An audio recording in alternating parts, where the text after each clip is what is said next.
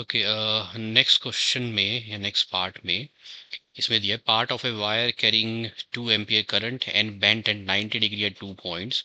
So this is bent at 90 degree at 2 points in the region of uniform magnetic field.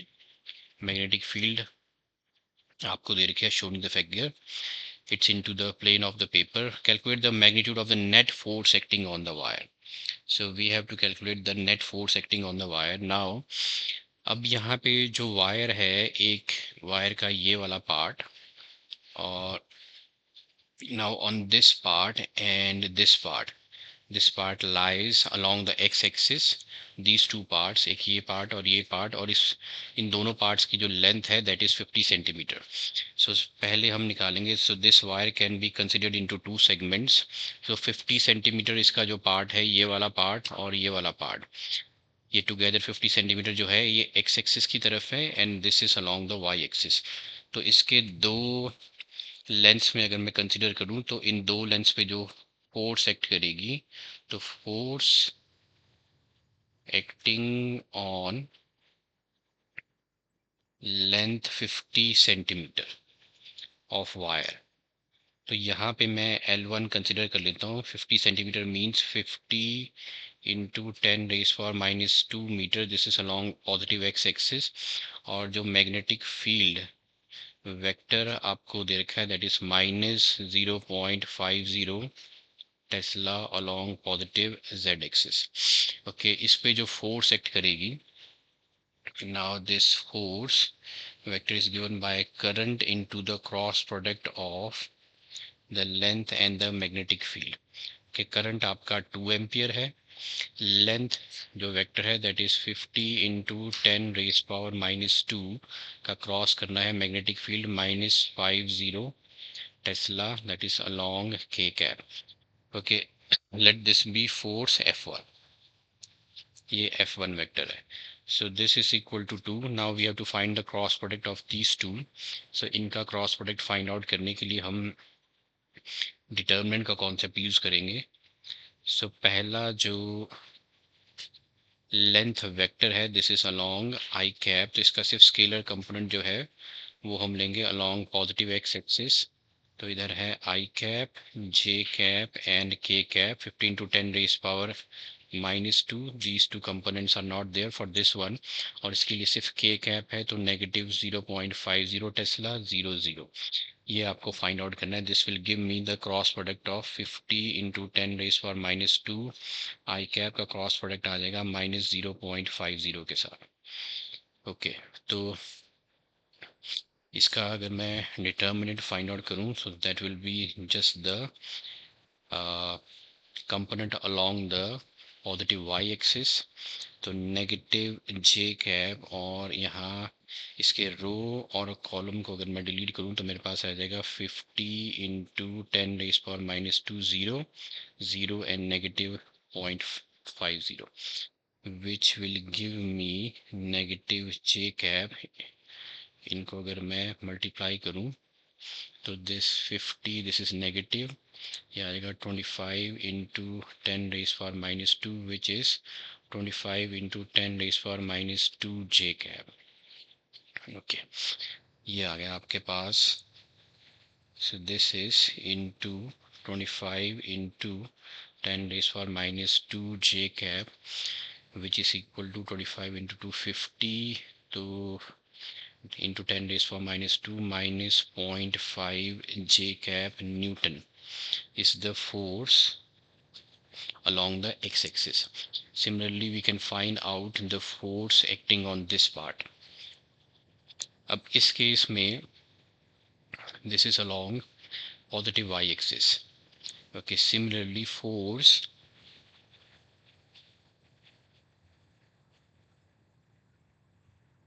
acting on wire of length 20 centimetre, वो भी आप find out कर सकते हो. Let this be F2 vector I into यहाँ है L2 cross the magnetic field.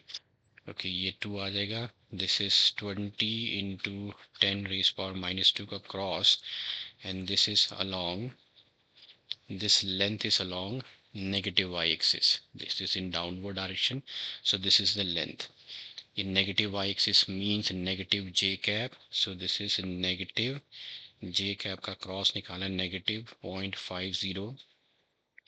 जो magnetic field है दैट इज अलोंग नेगेटिव के कैप, तो ये आ गया नेगेटिव के कैप, इसका आपको क्रॉस प्रोडक्ट निकालना है. तो this is the second force acting on the wire of length 20 centimetre. तो इसका अगर क्रॉस प्रोडक्ट हम निकालें तो using the determinant method I J K cap इधर है -20 इंटू 10⁻⁻², और -0.5000, ये आपको देगा इनका cross product. So this will give me, अगर मैं here I cap, so I cap में आ जाएगा आपका removing the row and the column.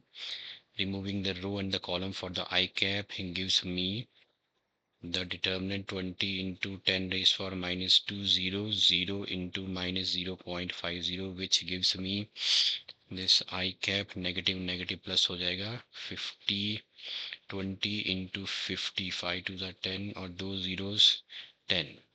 So 10 into 10⁻⁻² Newton along the positive x-axis. तो ये हो गया आपका 10⁻⁻⁻1, which is, इधर आ जाएगा आपका 10⁻⁻1, which is 0.1 I cap Newton. इसको इधर अगर हम मल्टीप्लाई करें 2 into 0.1 I cap Newton, which gives me 0.2 I cap Newton is the force. अब देखो ये फोर्स जो है this is acting along the x axis I cap and these two forces. Now force F1 and F2. F1 जो है this force was acting along the positive y axis. ये force F1 इधर act कर रही है. This is positive x y axis and this is acting along positive x axis. तो दोनों के बीच का जो एंगल है वो 90 डिग्री है. हमें फाइंड आउट करनी है magnitude of the net force which will be the resultant of these two forces. तो resultant of these two forces, resultant हम कैसे निकालते हैं? Resultant of these two forces will be the magnitude square of the magnitude of the first and the second force 2 into F1 into F2 into दोनों के बीच का angle which is 90 degree. तो cos 90, 2 into F1 into F2 दोनों के बीच का angle है 90 degree, क्योंकि एक है आपकी y एक्सिस की तरफ और दूसरी है पॉजिटिव x एक्सिस की तरफ. cos 90 is 0, so that means the magnitude will be the resultant, जो magnitude will be है square root of the square of the magnitude of the first and the square of the magnitude of the second, इन दोनों का सम.